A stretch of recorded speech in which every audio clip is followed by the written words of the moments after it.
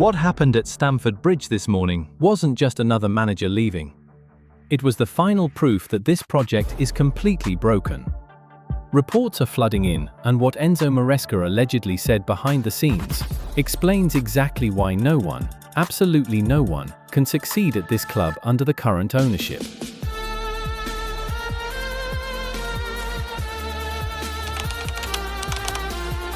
You won't believe the demands they put on him, or the real reason he refused to speak to the press last week. To understand this disaster, we have to go back to mid-December. Do you remember the win against Everton? It should have been a moment of relief. But instead, Maresca walked into the press conference and dropped a bomb. He said he had just experienced his worst 48 hours at the club.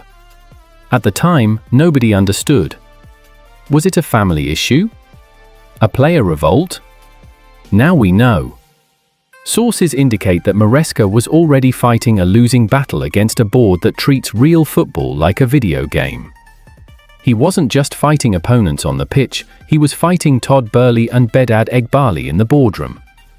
And the ultimatum they gave him after that Everton game was simply humiliating. This is where the story gets darker. While fans were blaming the players for the lack of consistency, a civil war was happening upstairs. Reports suggest that Maresca found himself trapped in the middle of the power struggle between the owners. One side wanted him to play specific signings to protect their transfer values. The other side demanded immediate results with a squad of children. Think about it. We saw the exact same pattern with Thomas Tuchel. We saw it with Graham Potter. We saw it with Mauricio Pochettino. And now, Maresca. Are all these top coaches suddenly incompetent? Or is the structure above them rotten? It's been reported that Maresca asked for experience. He begged for a ready-made centre-back when Levi Colwill got injured. The answer? A flat no. Instead, they handed him more project players who weren't ready for the Premier League. When he tried to bench big-money flops to save the season, the pressure from above became unbearable. He was a manager in name only, with zero authority to manage. Let's talk about the money. Over £1.5 billion spent. And yet, look at the bench. Look at the options he had to change a game. The strategy of signing only players under 23 has backfired spectacularly. Maresca reportedly told close friends that he couldn't compete with Arsenal or Liverpool because his squad lacked emotional maturity.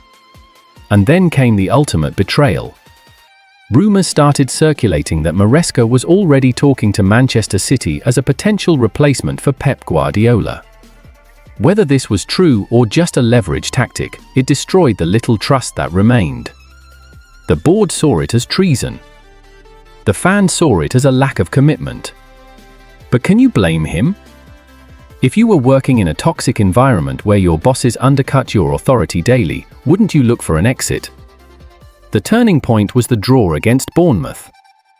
When the fans chanted, "You don't know what you're doing," after he substituted Cole Palmer, Maresca realized he was alone.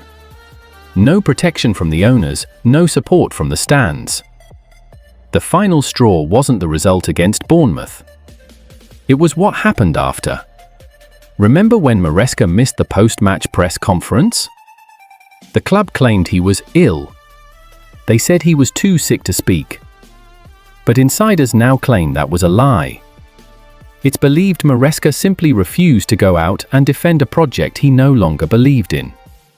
He refused to be the face of their failure. Sending his assistant, Willy Caballero, to face the media was the ultimate act of defiance. It was a silent protest that screamed louder than any shout. That moment sealed his fate. The board couldn't tolerate a manager who went rogue. They need a puppet, and Maresca had just cut his strings. The decision was made before the new year even started. The 18-month project ended in bitterness, confusion, and yet another payoff check.